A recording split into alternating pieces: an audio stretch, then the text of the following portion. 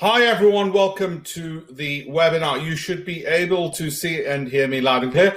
Let me know that you can see and hear me. Sometimes the microphone can be a little bit dodgy, but welcome one and all. I'm just going to send a quick re-invite to those who've not already just got it. That's been done, and the numbers are coming up on board.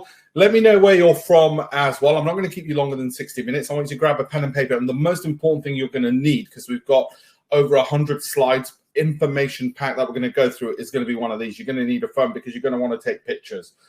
Because some of the things I'm going to be running through relatively quickly, there's too much information and data. It's the kind of thing you'll want to look over a little bit later on. Marguerite, great, fantastic. Derek, Stephen, Roman, Kenneth, Jerry, Ravi, Tanya, Alison, Francis, Robert, David, Rafi, welcome one and all. Right, let me get on with it and let me share some screenshots with you as well. Thank you, Neil. Alan from Scotland, Bonnie, Scotland, gorgeous Scotland. Absolutely love Scotland. Don't you go leaving us now, Alan. Don't you go leaving us. I know some of you getting ideas. Don't do it. Now, I'm going to see if I'm going to try and find out which screen I've got to share. Is that the right one? It is the right one. Fantastic. Okay. Hey, Ravi, always from Luton. And we're going to meet up. I will send you the dates and times. Don't just bear with me. It's just, I don't know. Some things aren't getting quieter. They're supposed to get quieter, which is my fault entirely. And so this is, I don't know if you guys saw this. Some of you will be on this webinar for the first time. Ravi, you'll be on this webinar for the, 10th time, which is always good. You're always welcome. Some of you will be the first time. You might have seen the article in the Investors Chronicle. Warren Buffett make way for the Finfluencers. Apparently I'm a Finfluencer.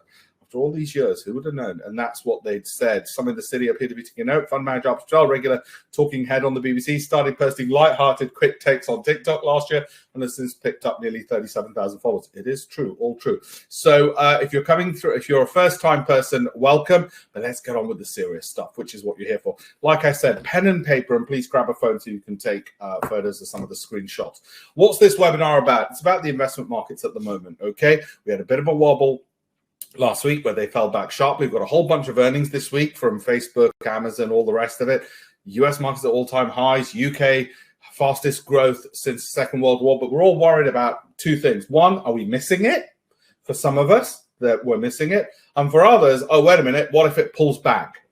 Okay, it's at incredibly high levels. So that's the two questions I'm going to talk about. And how do you structure a portfolio so you're not gambling, you're not trying to time the market, you're not trying to trade your investments, but instead can ensure that you are protected if the market should fall, and most definitely if it continues to rise, you're getting that upside. That's what we want. That's the dream scenario. Obviously it is. That's our end goal. So let's start with the end goal in mind, which is if the market should fall, we should be protected. If it rises, we should be getting part of that without trying to guess which sector, which country, which time, what's going to happen next, which will just cause us to have a heart attack, actually. So this is where we are. The problem is most people will either be doing it themselves, in which case they don't know what they're doing, and it'll be like me trying to do bloody DIY, which I absolutely hate. That's me. I mean, it's not literally a picture of me, but if I try to do DIY, that'd be me. Okay, so those people trying to do DIY, stock picking, this is what usually happens. They get a few things right. Like they can stick one screw in and one nail in, and after that it all collapses. So they think I'll give it to a fund manager, which is a reasonable thing to do. The downside with that is you're just paying the salary of a fat cat in the city, and trust me, you don't want to be doing that. Those guys are, and they're mainly guys, are rich enough. Thank you very much.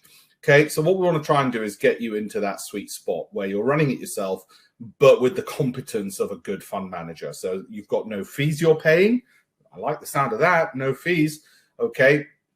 You've got control. You know where you stand every day, 24/7, as opposed to waiting for a monthly report from someone who tells you that the last month was really bad and now it's too late anyway for you and says to you, hey, give me your money for 15 years and it should be all right by then.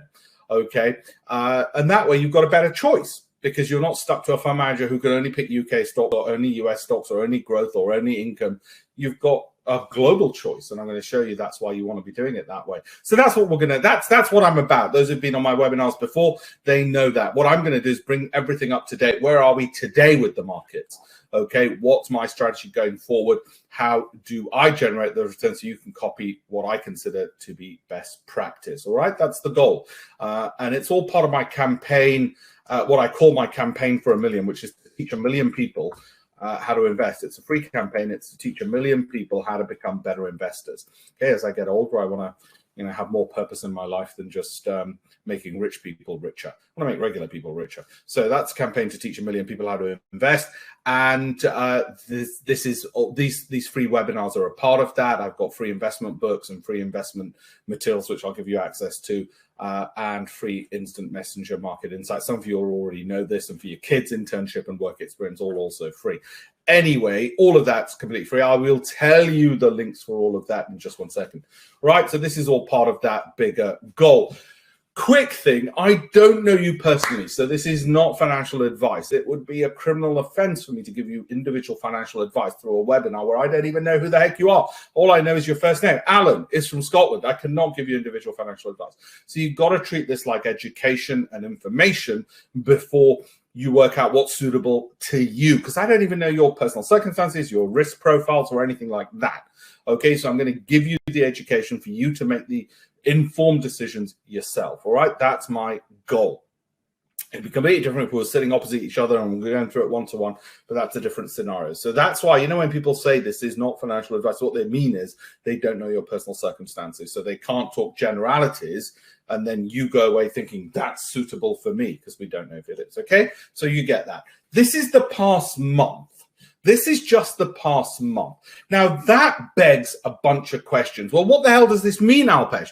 Does it mean I should own Microsoft because in the past month it's gone up? Or does it mean I should pick whole sectors which are all green and just look to pick stocks within those? Or does it mean I should pick the red ones because they're lagging and they'll catch up? Or does it mean the market's just clearly overbought because everything's so green and therefore I should sell? Those should be just some of the questions getting into your head, okay, right now. And my job is to give you the simple process by which we answer that. So we don't worry too much about the market, as it were, but instead what we do is we just get on with having the picks. Right, so how many stocks should we perhaps own in a portfolio? How do we decide that? How long should we hold it for? How do we know when to sell?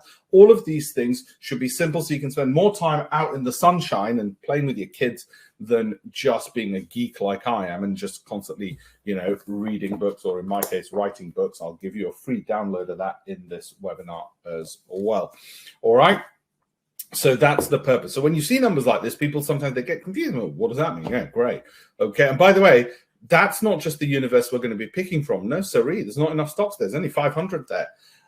Look at this. That's the world. Every single one of these you can buy through a Hargreaves Lansdown or a Barclays Stockbrokers or an AJ Bell or a Free Trader, whatever. These are global companies. They're all listed on the New York Stock Exchange. But does that mean, how do we pick them? Okay. Are we going to pick it by country? Are we going to be racist and say, hey, I only want Canadian companies because I'm racist, I like Canadians? Or are we going to be a little bit more savvy than that?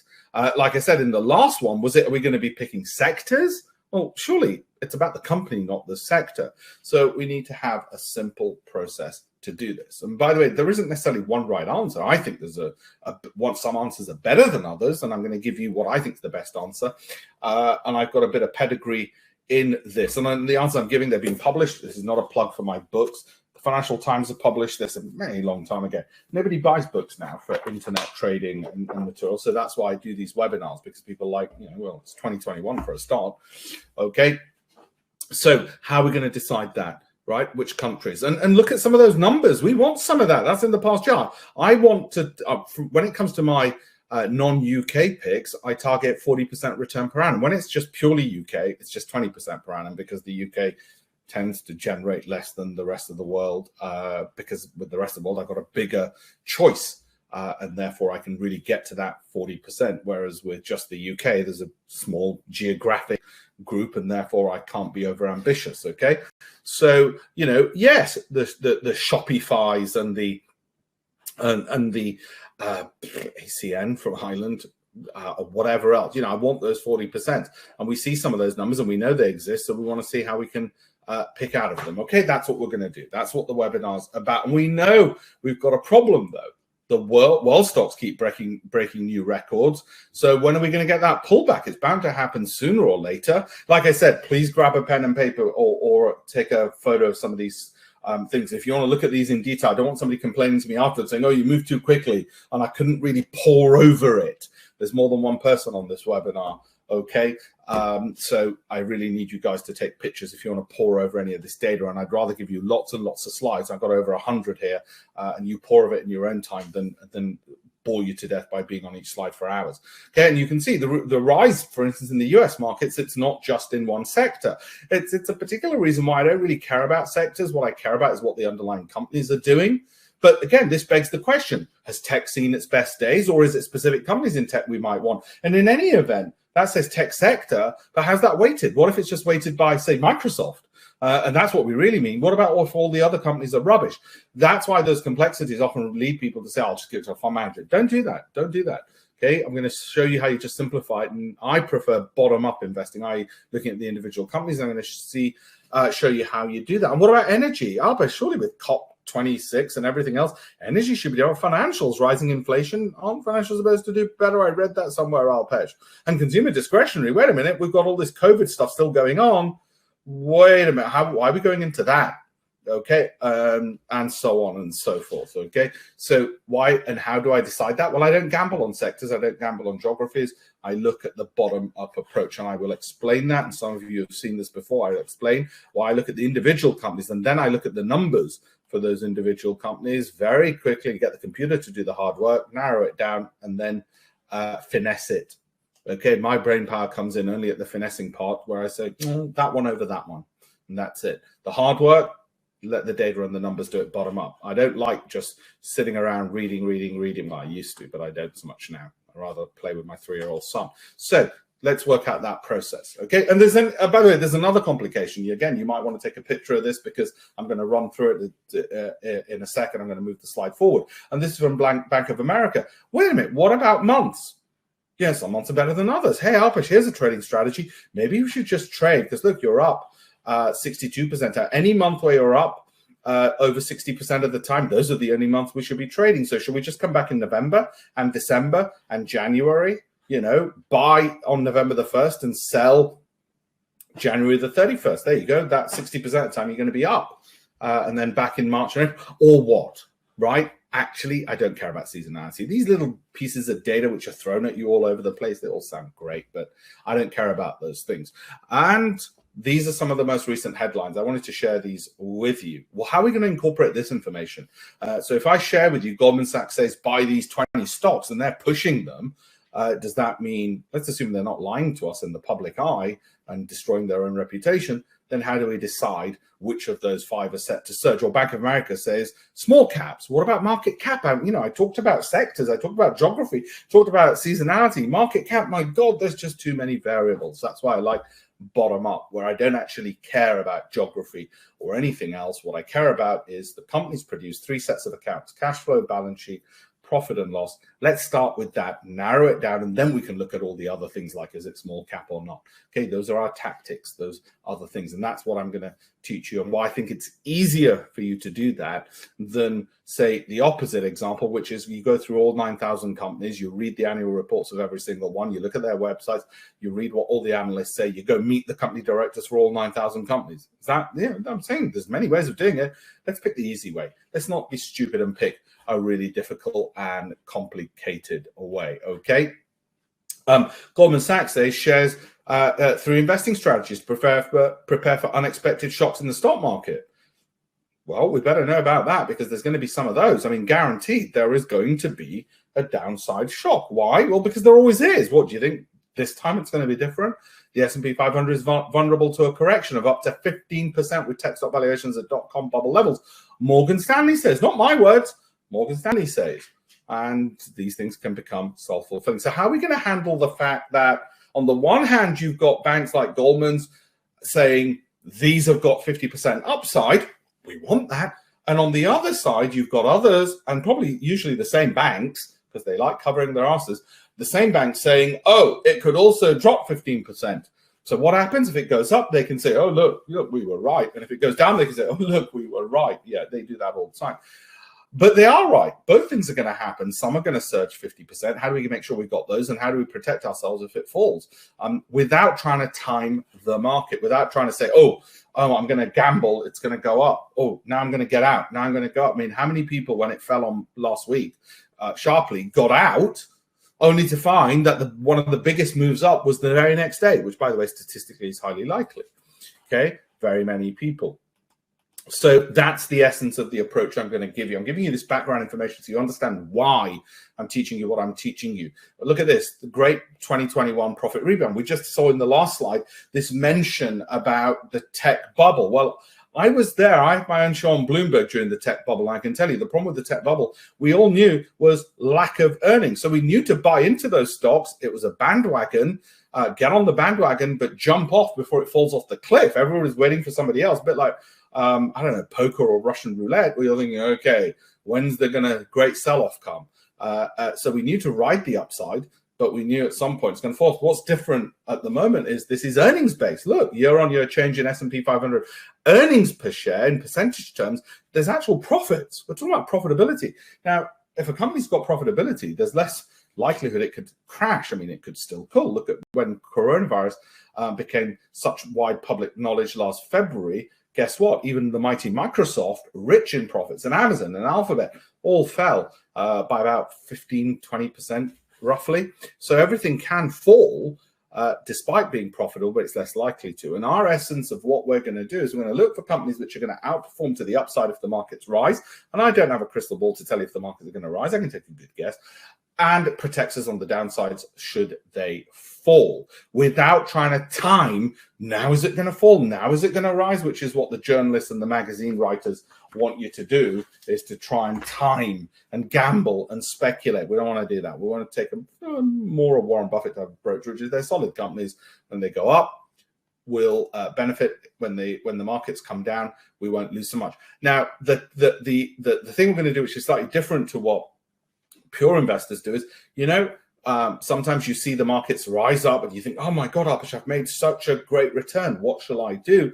We want to make sure that we don't just wait for it all to come back and give it all up. We've got to protect some of the profits we've got. So how do we lock in profits when we get them as well? That's the other aspect. And like I said earlier on, bringing it right back, underperformance is rife amongst active fund managers. I want you to be your own fund manager. This is back from 2011.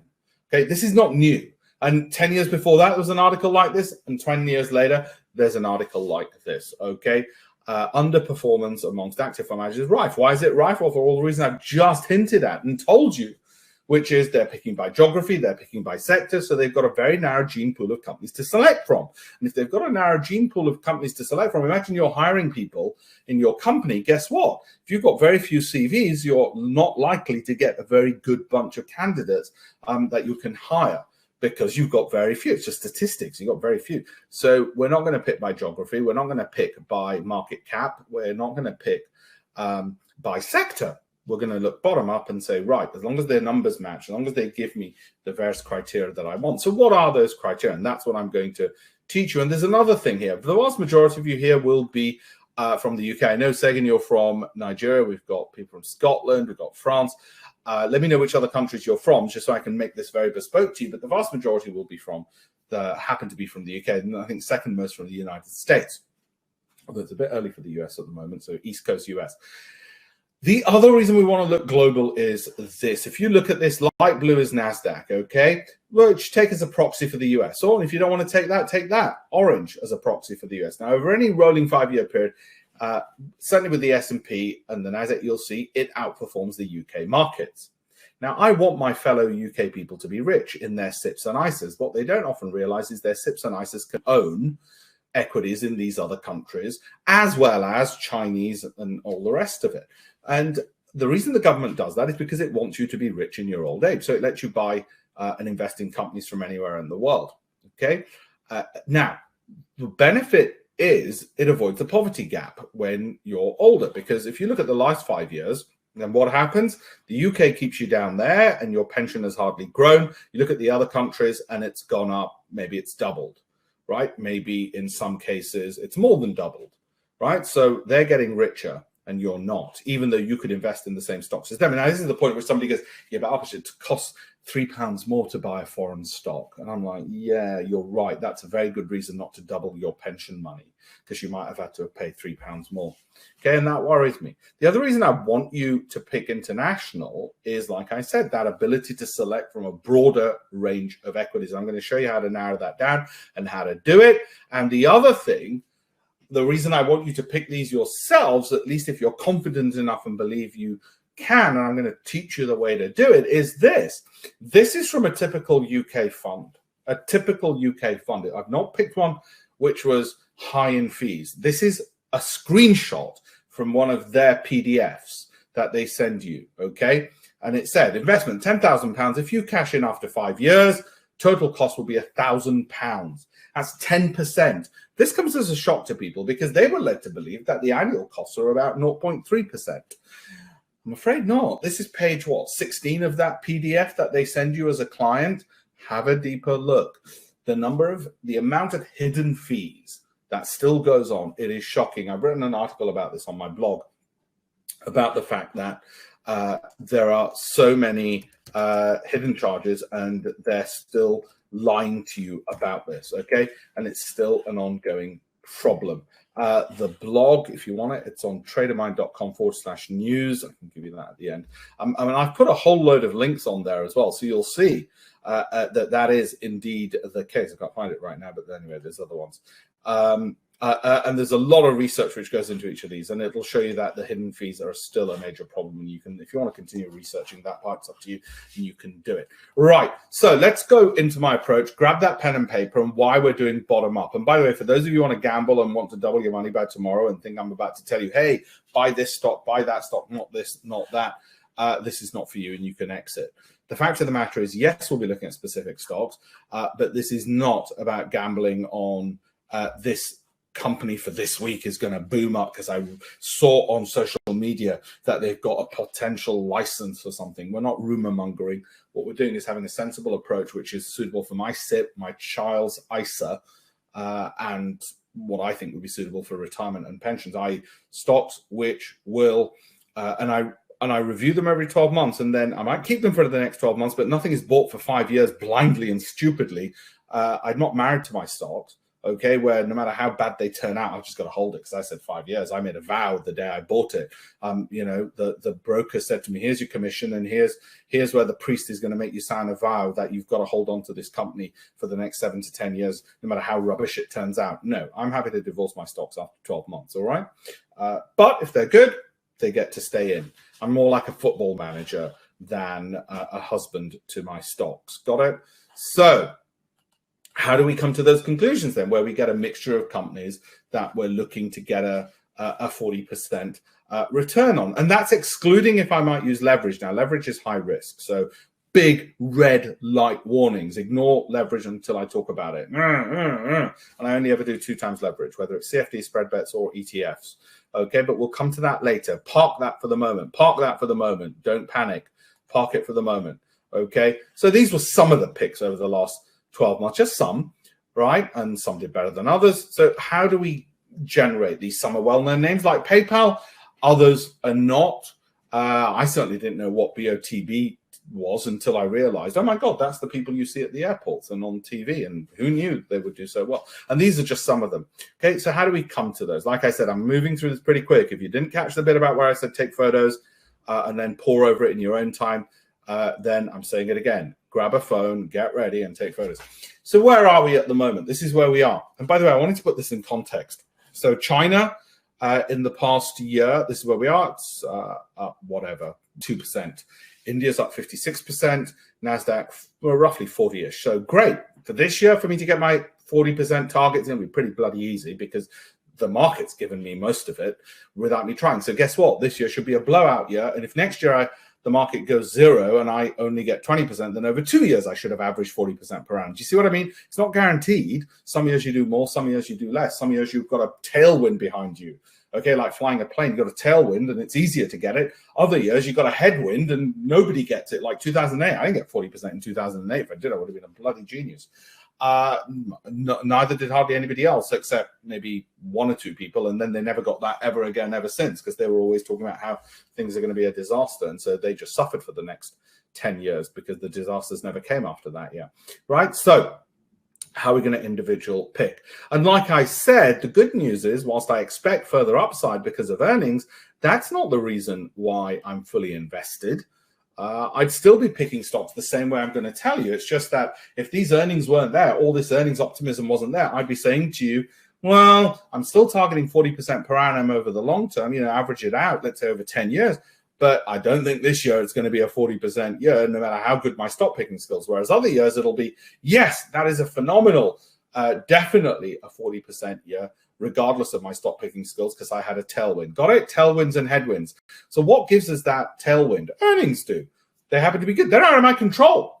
Okay, they're out of my control. My crystal ball, no matter how good it is, or my time machine cannot give you earnings. That's a tailwind we've got. Like I said, it's when you fly from, when you fly from London to New York and it goes, oh, the captain says we're going to get here in 4 hours, 30 minutes. And you think, whoa, how did that happen? And other times he says, it's going to take 7 hours. Tailwinds and headwinds, okay? And at the moment, it looks like we've got a good tailwind, as long as we don't mess it up and buy companies which are rubbish, right? Equally, there's another new interesting tailwind.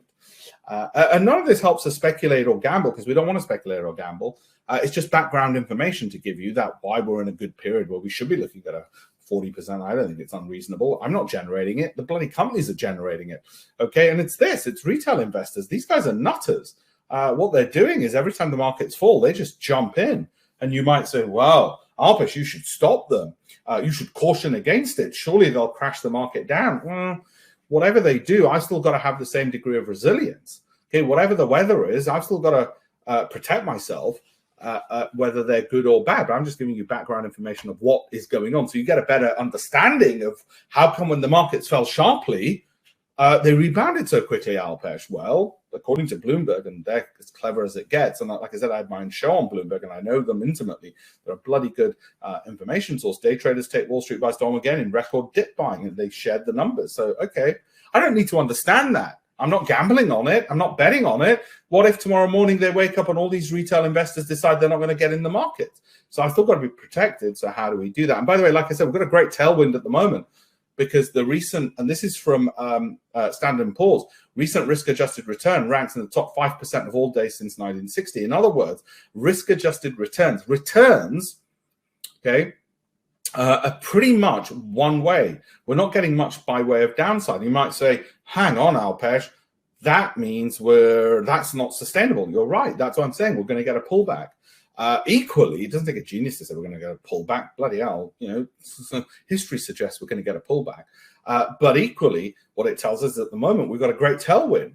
It's just everybody's going one way. We're in some kind of, I can give you explanations. Is it loose monetary policy, fiscal policy? Is it the fourth industrial revolution with technology? Whatever it is, I don't care as long as we're making money. What I care about is how we're going to pick those equities. That's the most important part. And like I said, this is S&P drawdowns over the last 10 years. Yeah, it can be as bad as down to almost 35%.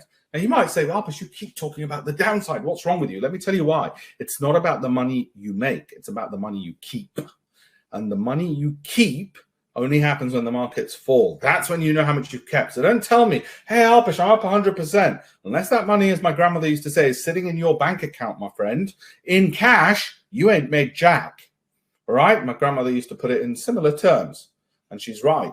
Don't tell me, bird in the hand, right? And this is going to happen. Yes, we're going to have that. So we need to protect ourselves. But that doesn't mean we want to be so cautious we don't get any of the upside. Right? Because we know there's huge upside as well. And look, lo and behold, Goldman Sachs said a minute ago, there's all these stocks that are going to go up. Now they're also saying there's going to be a pullback. Of course, they're going to talk two-faced. Or rather, it's a big company. I'm being a bit unfair to them to make my point. Right, what else have we got? I'll come back to, I'm co-chairman of this charity and with Lord Billamorio, and it was set up by Lord Lumba. And that's me. Ooh, there we go. Okay, I'll come back to that at the end right?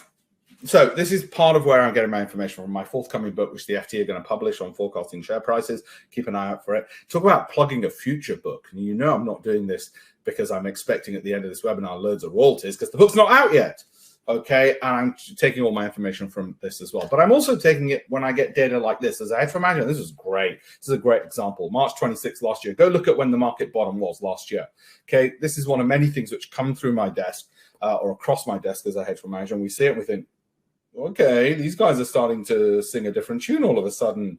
And that changes our opinions. And that's what I'm going to share with you. How can you incorporate all of that? So we're going to remove these problems. We're not going to pick stocks like this numpty. Okay, I normally say to people, they tend to be over diversified. People have read somewhere or somebody told them, or the guy at the pub said, oh yeah, diversification, you want to have about 100 stocks, mate. Okay, well, this is just one graph I've got. There's a lot of others and there's academic research on this, and you can experiment yourself and go find it for yourself. Most people tend to have too many stocks is my general, not specific advice, general advice to you personally. I think around the 15 mark is suitable for most people. Can't tell you individually for each one of you because I don't know you personally, but around the 15 mark, maybe possibly 20 if they really want. But I've got people who've got 50, 60, 70, and I just say to them, look, statistically, you're going to take all this by being over diversified. What's actually going to happen is you're not going to get the upside. You might protect from the downside. You'll be just index tracking, in which case go buy an index tracker, but you won't get enough of the upside because you won't have enough money in the really good companies. You won't have filtered and selected them neatly enough because you've gone and bought bloody everything that moves, and you'll have felt psychologically happy because you'll have said, oh yeah, but when I look at it, some have gone up. Well, of course they have. You bloody own everything on the market. Something's bound to go up, every single day. That over diversification, people get so attached to. So what I normally say to them is roughly around the 15 mark is what you're looking at. I wouldn't go below 15, but 15 or more is what you're looking at. I've already said to you 12-month holding period. What's my data for that? I'm going to share a Goldman Sachs slide for you in a second. People also don't know when to let go. So let me give you some of the numbers on that. Because what happens is they bought a stock, it did really well 13 years ago, and they're still living off that. No, it'll come back one day, it'll be fine. Normally banking stock is where it's happened. So how are we going to filter all this down? What's that bottom-up approach? And you might want to write this down. We know from the research, and I'll share some of the titles of the academic research, and I did this in my Financial Times book. So if you're really interested in it, okay, and the research and knowing it, go and read that. It's a bit out of date, but the research isn't out of date. That I'm going to give you a free copy of to download. You'll be able to research the academic journals where I've got this from, such as the Journal on Portfolio Management. If you really want to read that, feel free. I love a good geek, but otherwise, I'll give you the overview now. We know valuations are important, but they're not the only thing when it comes to share price performance. And we know that other factors can outweigh them. But we also know there's lots of different ways of valuing things. So how the hell are we going to pick? There's price earnings ratios, price earnings growth ratios, price to book ratios, price to sales, discount cash flow. Similarly, we know growth is important. Companies with stronger growth tend to, the research shows, do better than ones with poor growth. But there are exceptions and there are other factors. And what are we going to measure? Profits or earnings growth, cash flow growth, sales growth. Which of these factors? And you might say, well, they're all important, Alpesh. Well, in that case, surely there's a weighting that has to be given to them, and surely that weighting changes over time. And besides, I want to, for my own portfolio, tick each of these boxes. I want to tick the valuation box, the growth box, the income box.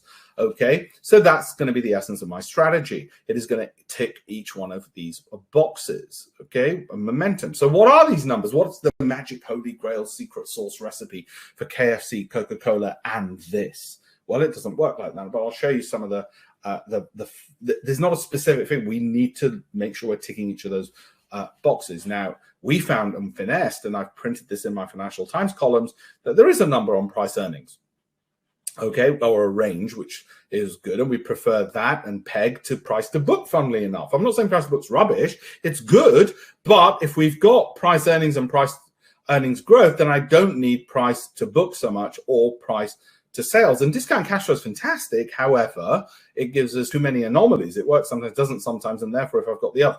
Anyway, this is what a lot of the hard work and research came down to. Okay, and I'll come back to some of these factors, but this is where the strategy comes in. Similarly, statistically, are the returns, the average returns of the company, skewed to the right?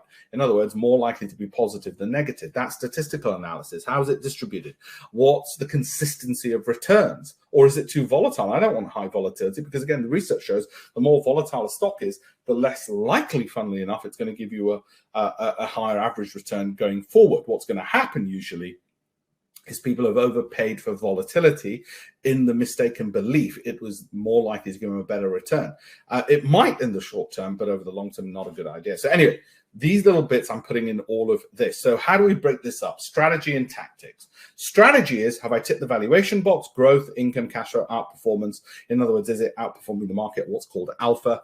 And Sortino, which is a measure of return versus volatility. In other words, is it consistently giving a good return? Consistency means low volatility, and a good return is the alpha part of it. Okay, so putting all that in, that's the strategy, and it needs to tick all of those boxes.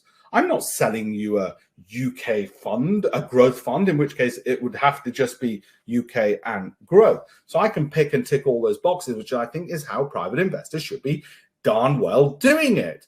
Private investors shouldn't be thinking, oh, no, I've got to give it to a fund manager. He's giving me this rubbish, or an IFA who hasn't bloody clueless and is doing it for a salary. Instead, we should be ticking those strategies. Now, within a strategy comes a tactic. You can, if you wish, entirely up to you. I don't particularly care. These are the things which can change over time. Market cap. Okay. Now, at the moment, if you put a gun to my head, I'd say tactically, well, I don't care. But I think larger caps are going to do better, because people are getting more and more worried about the markets falling, and they tend to do better in more volatile times and high inflationary times, high growth times, blah, blah, blah. I might be wrong, but it won't matter because my strategy is in place. Similarly, which sectors? Well, tech is going to do well. I'm going to show you the proof of why certain sectors do well. Geography, well, I'm broadly US, but I have some UK. So I'd say 3 out of my 20 would be UK, like CMC markets, and actually it's not bloody been doing as well as all my other US ones. So there's so much for Mr. Geography tactics. My point is, I might be wrong tactically. Strategically, I'll still get my 40%.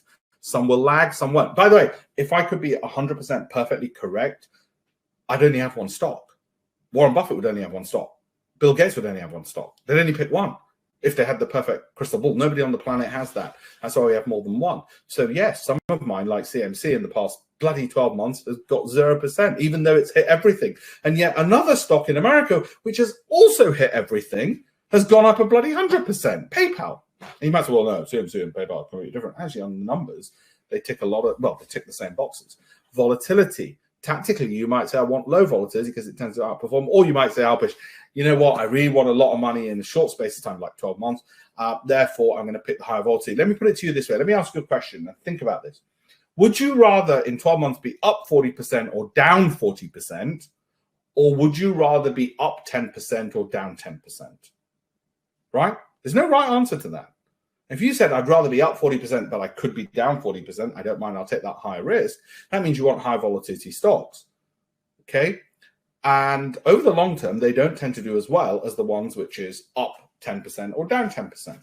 Now, that confuses people. Oh, that doesn't make sense. It actually does if you're a statistician. Okay, we might look at the tactics of a particular guru, like a Warren Buffett or Bill Gates, and I'll show you what they own. But just because they own it doesn't mean I'll buy it. It's still got to sit within my strategy. Got it? Just because they say they're going to buy, or Goldman Sachs might say, I like the stock, it's still got to sit within my strategy. Do you understand now where strategy and tactics fit in and how I can relax and say, hey, does it fit my strategy? So what if the guy at the pub said, you got to buy this? Okay. Somebody told me buy Funding Circle. All right. It didn't fit the strategy. And guess what? Lo and behold, and this is over the last 6 months, I might be wrong, might go up again. It went, right? So cheers. Thanks. So word of mouth goes into tactics. Thanks for your word of mouth, but no thanks. Keep it to yourself. Okay. Question. How do you know what works? Well, like I said, a ton of research. This is just one example. And you can have free access to this. I'll give you the URL in about 5 slides time, where you can download this and read it yourself if you really wish. Okay, what has worked in investing? Studies of investment approach and characters associated with exceptional results. It's not the only one. We've got a ton of research, and I share the research with you. It's a bit like with the virus. You know, people saying, "Well, this is AstraZeneca." But if you really want to read the research and how they did it, and that's up to you as well. Here are the papers. I'll share the paper's with you. And yes, what we do is, guess what? We went through every criteria: price earnings ratio, highest, lowest, what's the compound annual return, just for that. And then we said, well, okay, that's not enough for us. Now let's look at the other factors and filter and filter and filter. And that's how you get to the various names. So how would you do it? How would you create it yourself and do it? You'd create those tabs: valuation, growth, income, and all of those. And that's what I'm saying to you. I said, if you don't tick those boxes, so how do we get to those? And what names are showing up at the moment? Okay, so these are historic. Don't go and buy these thinking, oh, please tell me to recommend. I wouldn't necessarily buy these today. Some of these we've already exited out of anyway, and these are old pictures. They might be, I think they're over a month old anyway. Okay, so it's just showing you some of the stuff. So they've gone up even more because the market's gone up in the past month. I should probably update it so I look even cleverer. And you might say, what, from zero? There you go. Okay, now, how and why did we do this? That's the outcome, right? And I've been writing about this for donkeys. I don't want people to think, oh, you're Johnny come lately. That's 2004, an article of mine in the Financial Times about it. Okay, you want even older? I've been talking about this. This is not new. Okay, I've been doing it long enough. That's my article, September the 11th, 1999. And you can see there where I've said, listen, I want a more wider group of companies, and I think it's the US ones. And you just tell me how the US has done since 1999. And that's not my golden wisdom. Oh, just buy American stocks. What I'm saying is we want a bigger universe, and then we narrow it down. And that gives me a hell of a big return, better than just picking from a narrow gene pool. By the way, in case you want to know, the FTSE is still at 1999 levels. All right, so guess what? The NASDAQ isn't. Quickly, what I want to get across to you is you can be better than the fund manager. Sack the bloody fund manager. The IFAs is my ultimate goal with you. So let's, before we drill down into the numbers, let me tell you why. So in 2004, Financial Times said to me, you got a big mouth. Why don't you then stack up against the fund manager and see if you're any good? So that's me winning that competition over 12 months, not over a week, not over a day, winning that competition over 12 months. And that's him coming 14th, just above the bloody cat, and then apologizing several years later for being rubbish. Well, we in the industry knew it back in 2004. Guess what? The journalists just loved him, and they kept loving him and kept giving him lots and lots of media profile so he could raise lots and lots of money. Okay. Why else do I do this? And what are some of the strategies? Well, this pisses me off. UBS rich clients get Goldman strategies with no extra fee. I don't think it's right that the rich should just share it amongst themselves. So let's share some of the stuff with you that I see as actual manager. JP Morgan might share with us because they want us to buy their stuff. All right. That's why they do it. And like I said, it's not Johnny come late. Somebody once said, well, what about who are you, mate? The only downside is a whole bunch of people who are joining me on this webinar for the first time from TikTok. I'm old enough to be your dad. I've been doing this long enough. Okay, so what's the end goal? Two last bits I want to cover in the last 20 minutes. What's the end goal? What stocks do I like? How do we break those numbers down and wrap everything up? How do we get those numbers? Okay, so how do we work it out? What's worth looking at? What isn't? What's red flagged? What isn't? Which companies look good? Which don't meet the mark? And what's the end goal? Just very quickly, 2 minutes for the end goal. And this is important for any of you who don't know. Assume you've got a plan to invest over 10 years. And let's say with my help at education that I'm giving you now, okay, you get 20% per annum. Some years more, some years less. Nothing extravagant, nothing pessimistic. And it's not me delivering, it's the companies themselves that deliver it. And let's say you've got 100K in your 401k, SIP, ISA, whatever it is, okay? And that's quite a lot. So we'll do a simpler version for the 20-somethings and the 30-somethings in a second. Let's say you plan to add 1.5K each month to your portfolio. Right, because you're quite well heeled. And we'll do the poorer version of this in a second. Well, you'll have £1 million by the end of 10 years. It's as simple as that. And there's the numbers. Okay, you'll have $1 million. All right, you start off with 100, you'll have $1 million. And that blue line is your contributions. You'll have $1 million. All right, notice when it starts taking off. For years, you don't really see anything great. It's really after about 5 years, it just starts getting crazy exponential. So you got to stick with it. All right, let's assume you've only got 10K because you're in your 20s or your 30s. And you plan to add 500 a month. Divided equally, 500 a month. That's okay, so 6K a year. Then your return, with my help, saying 20% looks like this. And this is where my son comes in. He's 3 years old, right? So this is what happens with him. I've maxed out his ISA allowance, so he's more on this curve. So he's about here at the moment. So it barely looks like he's got much more than the contributions. Actually, the last 3 years have been rather good, as you'll know. So he's a bit higher up here on there with his ISA allowances. But by the time he goes to university, he should be about 600K, which in pounds works out at almost $1 million. Okay, so he should be $1 millionaire pretty much by the time he goes to university, the spoiled little brat. He won't be a spoiled little brat because I'm his dad. But my point is, that's what we're going for. So you start with 10K, and over 15 years, you're building that to 600. Right? This is why those returns matter. Yeah, I know. You think, oh, this is compounding. Yeah, guess what? People read about it. Don't bloody do it. So our job is, okay, what's the next step? How do we do this? Well, let's just work, before we work out how the hell are we going to do this then, let's do this bit. Let's do this bit. When do we know to sell? Right? 12 months, you reevaluate. If anything drops 25% from the highest point since you bought it, you get out. You don't have to follow that rule. You can pick your own. I just keep it simple. That's why I keep it a simple rule. And that's good enough. All right? It's good enough. The point isn't to what's my hypothetically I could have made if I had perfect 2020 vision. That's not the point. The point is keep it simple, get a good return on time. It's as simple as that. Now, you might at the end of 12 months say, oh, it still hits my value, growth, income, momentum, outperformance, volatility, tick boxes, in which case you just hold it for another 12 months. But the fact that you already held it is not a reason to hold it for the next 12 months. The market doesn't care what's in your portfolio for the next 12 months. You still want to look from the whole universe of stocks, okay, again, and pick. Now, I say we've got about 6 tactics. I used to call these strategies, but it confused people. Tactics within the strategy. So the strategy, remember, is valuation, growth, income, momentum, cash flow, outperformance. Now, within that, I think there's 6 tactics, which are those tactical bits, which make people feel better. But quite frankly, I don't care whether you use the tactics or not. I don't care if I use the tactics or not, as long as it's within my strategy. All right. So what are those tactics? Now, before I come to those, I want to give you something for free. Nobody ever does that, do they? All that research I mentioned and these books you can download for free from that link. That's all right, isn't it? Take a picture. I'm about to change the slide. Anybody dare says to me, what was that URL? Okay, because their memory is like a goldfish's memory, then you're not getting it. All right. I'm not in a good mood today, actually. Nothing to do with you guys, something else. Those books and many more you can download for free from that link. All right. And the research reports that I've given you on this. It's all for free, right? It's part of that campaign for teaching million people better investors. So investment tactic number 1, gurus. Just because a guru buys it, and I share this information with you, what Bill Gates holds, and by the way, Bill Gates, there you go, 24 holdings on those stocks, doesn't mean I'll go and buy it. That's tactics, okay? Just because Warren Buffett has Apple doesn't mean I buy it. I bought it because it hit my value, growth, income, cash flow figures, because it hit those, all right? So I'm just saying, just because a guru buys it doesn't mean I will. Just because hedge funds own it as part of my guru buys, and we'll look at their reports and see what they own, doesn't mean I'll go buy it, right? So, for instance, Etsy, eBay, great companies. I didn't buy it because the hedge funds were buying it. It just so happened they bought it, and I thought, oh, that's another nice little tactic within there. Similarly, it's the job of my team to tell me whatever Buffett or some of the gurus have. Doesn't mean I go and buy it blindly. Okay, so that's, you now understand the difference between tactic and strategy. A tactic, I will leverage big, i.e. 2 times leverage, on what I think is lower risk. So I will have 2 times leverage Microsoft. I still do. Leverage is risky, risk warning. Don't do this. Don't do this.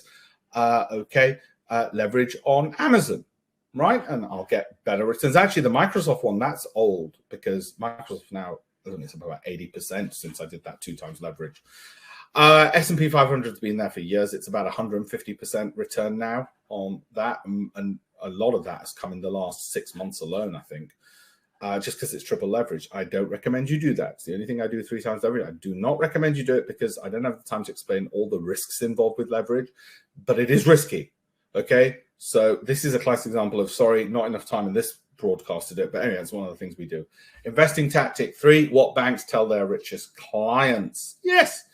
Tactically, we'll say, if it fits into my strategy, oh, look, Citigroup, April 2020, the banks, that's that red line, that's the analyst forecast, which are always over optimistic. When it was at $42, said it could go to 78. And I said, well, they're over optimistic, let's say 70. And it did. And that was a 50% return. Actually, I don't know what today's price is, because I think that slide might be a few weeks. Could somebody just Google what Citigroup's current price is? 60 is what I said, and that was the 50% return when it was 60. Okay, Capri, April 2020. You can see, you can see the date there. You can see the date there. When it was at $12, which is what's there, and the analysts had said $30 target. Today, well, when I last wrote this, it was a 250% return. Okay, why? Well, not because the analyst said it. Now, listen to this carefully. Not because the analyst said it, not because the journalist said it, but because it was already in our strategy: value, growth, income, and so on, because it was already in the sort of what I call my approved list, my strategy, because it fit my value, growth, income, cash flow, momentum, outperformance of the market, low volatility, consistency of return. Then they said it as well, and I thought, ooh, I like this one. Okay, similar ones like that from March 2020, Disney. Now you might say, hang on, Alpesh, that's just lucky because the timings were good then. Yeah, so you get a better return. Let's say the timings were rubbish, then I might have just got 10%, and you might still think, bloody hell, Alpesh, the market fell 40% and you're up 10%. You genius. Do you get it? It's yeah. You know, that if I haven't got a headwind, sorry, if I haven't got a tailwind and I've got a headwind, then these numbers would be smaller. It's not my fault. Not because I suddenly became rubbish one year. It's because of tailwinds and headwinds. Okay, so this is what happened with Disney. It did far better than I thought. By the way, if I was so amazing, then I would have known it's going to do that number, and I would only have put all my money on that one stock. I would have sold my mother-in-law on eBay, got the money for her. Probably wouldn't have been that much, but got the money for her, and got that 73% return. But neither I nor Bill Gates, Warren Buffett, or Elon Musk knew this was going to get 73%, because we all would have loved a 73% return. Okay, maybe not Elon. He probably wants freaking 7,000%, but everyone else who's sane would have wanted a 73% return. So I'm just saying to you, whilst it all sounds, how did you do that? I didn't do it. They did it, and there was a tailwind, and I didn't know how much it was going to do. That's why we have more than one. So somebody said Citigroup's at $67. What was it when? So I need to update these slides because then I'll look cleverer. 67. So it's up even more. So it's more than 50% return. So can somebody work out what $67 is if you start off at $42? What percentage return that is? I can't do the math in my head. It's probably 61.3 is what I'm going to say. 61.3% return. Let's see how close I am from my mental maths. 61.3. Okay, see if I'm close to that. Uber, I did far better. And people say, are you mental? The world went into lockdown. You said Uber? And I said, well, I had the numbers. You know, the numbers were still strong. And that was an 85% return. These have been exited from. So I can't, by the way, Citigroup can't take credit. Actually, it's pointless asking you to do it because we've exited from it. So, you know, 59.5, I was out by 1.7% on that one because I said 1.6% because I said 61.3, 7%. In March, we said this one. So my mental maths isn't too bad. In March 2020, I said you can go from $12 to $37. Today it was at 41. I think I don't know where it is now, but anyway, when we exited, it was so that's that one, and so on. I won't go through all of those. My point is this: that's a tactic, not a strategy. Also, when you look at analysts and somebody says, "Oh, the guy from RBC Capital said whatever," you know, you're reading a magazine or a journalist or internet, or whatever. Listen, that's not enough research. What it has to be is not just which bank, what target did they say, who agreed with them, what's their consistency of track record in that, and how recent was it? Do you see how it's a lot more complicated than it looks? Equally, I'll give you an example. 121%, it could go up. Yes, but who else said it? Okay, so it doesn't matter that one person said it. How good were they? How consistent are they? How good is that individual, and who agrees with them? So whether it's self-fulfilling or otherwise, that's what's important. That's what's important. Another tactic, sorry, I've jumped around and I haven't shown all of them, but tactic 5, coattails of big money. Yes, like I said, we will look at what the hedge funds own. And these are some of the ones whose data we get our dirty little fat hands on. But that doesn't give us an extra edge. What gives us an extra edge is just that's the tactic part. We put very little weight on that, funnily enough. Or what Goldman's are saying, it's tactical, right? Tactical means low weight. It's the strategy that's important: value, growth, income. And the reason you're often gambling in the markets, I'll tell you right now, is because you haven't ticked all those boxes. And if you have less information like the valuation of a company, its revenue growth, and its momentum, all those other factors, you're more likely to be gambling, because the definition of gambling is having less information, okay, before making a decision. Investing is like learning to drive. Valuation, wing mirror. You all managed to do it. So at this point, before you think it's too complicated, you can all drive. Okay, if any of you can't drive, let me know, and I'll just think, oh, God, this analogy doesn't work. You all learn to drive. Steering wheel is revenue growth. Rear view mirror is dividend yields. Okay, wing mirror is consistency of performance. We all managed to look at all those things and do it in a car, right? Well, you can do it with investing.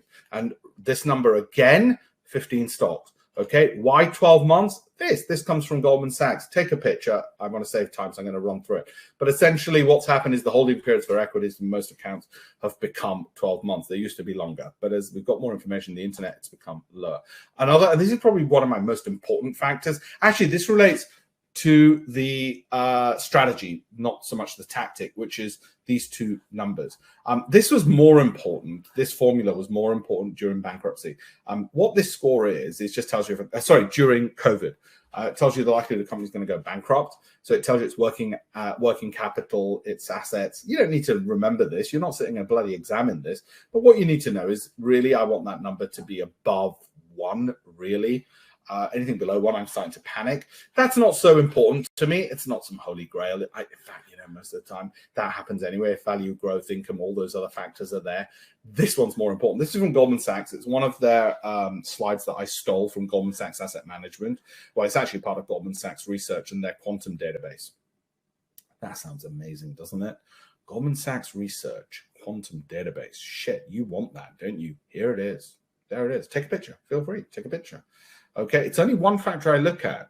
Now, since I've made this popular amongst the retail audience, people have, and it is me, and I will take credit for that, made it popular amongst the retail audience from the institutional side, because we got our hands on this because we're an institution. Many companies have started offering, but guess what? They don't know how to bloody use it properly. Okay. Oh, thank you, my friend. Thank you, Ravi. Okay. Charles asked, what's the ideal time for the 12-month investing cycle? Today. That's the whole point of it. We're not trying to time. We're not trying to say, oh, I think it's going, let's wait. You can pound cost average if you're worried. So leave it a month or put a third in this month, a third next month, a third the month after. If you're risk averse, you work out, am I risk averse? Yeah, I'll do that. If you're not, if you're risk neutral, just do it today. Okay. Thank you, Ravi. I'm going to share that in a second with people. Cash return on capital invested. There you go. Cash flow at the top. And this, you don't need to remember this. What they discovered is companies in the top quartile, the top 25% by cash return on capital invested did 30% per annum. I didn't do it. The companies that I picked and invested in did it thanks to research from Goldman Sachs. I stand on the shoulders of, say, a PayPal or a Square and Goldman Sachs. But I'll take the credit. So that's my 30% right there. Okay, not every year. Some years you get less, some years you get more. And not all sectors are equal. I've never shared this before with anybody ever, except I think in one of my books, and I don't know which. So you'll have to buy all 18 if you really want to see it. Or take a picture now, and you won't have to. So that dark blue is cash return on capital invested. And it was just looking at first quartile against second quartile. Top quartile is in dark blue, and last quartile, i.e. the worst. But imagine a school with exams. The people who came in the top 25% and the people who came in the bottom 25 by cash flow or cash return on capital invested, and those were the disparities. So you'd go long that and potentially short that, but ignore that for the moment. Just keep looking at the dark blue line. Some sectors were better than others. In other words, cash flow is more important than others, or certain numbers are more important. Okay, so which are those? Okay, and this has been the case, not just in a particular area. You might say, oh, well, discretionary retail, they might have just picked at the start of an economic boom. No, they looked at it over a prolonged period of time, and I'll let you take your own pictures on this. Like, for instance, media companies, Croaky's really not going to be a good use, neither is telecom. But bloody hell, it is for tech hardware and for software. I can hit my 96% returns and my 92% returns, okay? Total shareholder returns, and that's over that 2-year period. What is it, 2008 to 2010? So almost divide that by half to get what the return was, 40% plus, 40% plus.